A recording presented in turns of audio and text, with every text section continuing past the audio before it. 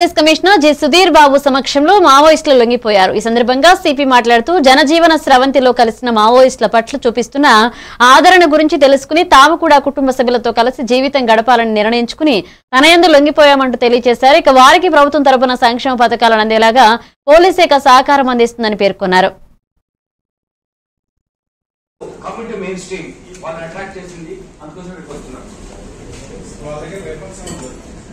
వాళ్ళు మన దగ్గర వచ్చారు. వాళ్ళకు వాళ్ళ వెపన్ క్యారీయింగ్ చేయలేదు. మన దగ్గర ఎంతమంది సార్ స్టేట్ కమిటీలో మన తెలంగాణ నుంచి? అది I don't know that information is now. I want only this. అక్కడ నుంచి పాండవ దళంలో ఏటూరు నాగరం దళంలో కూడా ఇంటరాక్షన్స్ లో ఉన్నారు.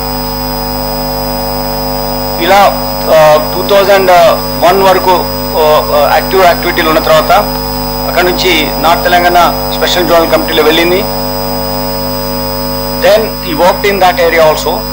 In 2002 there was an encounter, exchange of fire. Ailapur exchange of fire లో ఇతను తప్పించుకోవడం జరిగింది.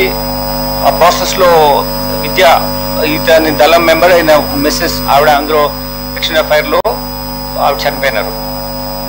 దాని తర్వాత ఇదైనా మూవ్మెంట్ ఎలా ఉంటూనే 2003లో దండకారణ్య స్పెషల్ జోనల్ కమిటీ వెళ్ళారు. అక్కడ వెళ్ళి 2007 వరకు చైతన్య నాట్య మంచ్, ఇక్కడైతే మన దగ్గర జన నాట్య మంచ్ ఎట్లా మండలి ఉందో అలానే చైతన్య నాట్య మంచ్ CNM అక్కడ ఏర్పాటు చేసి వాళ్ళందరూ చైతన్యపరుస్తూ ఈరోజు చూసినటువంటి రిక్రూట్మెంట్, ఛత్తీస్గఢ్లో రిక్రూట్మెంట్, ఆ రోజు ఉన్నటువంటి ఆంధ్రప్రదేశ్లో తెలంగాణ రిక్రూట్మెంట్ కు ఎంత ఉధృతంగా ఉండేదో వీళ్ళు చేసినటువంటి కార్యక్రమం మూలంగా అంత ఉధృతమైనటువంటి రిక్రూట్మెంట్ ప్రాసెస్ జరిగింది.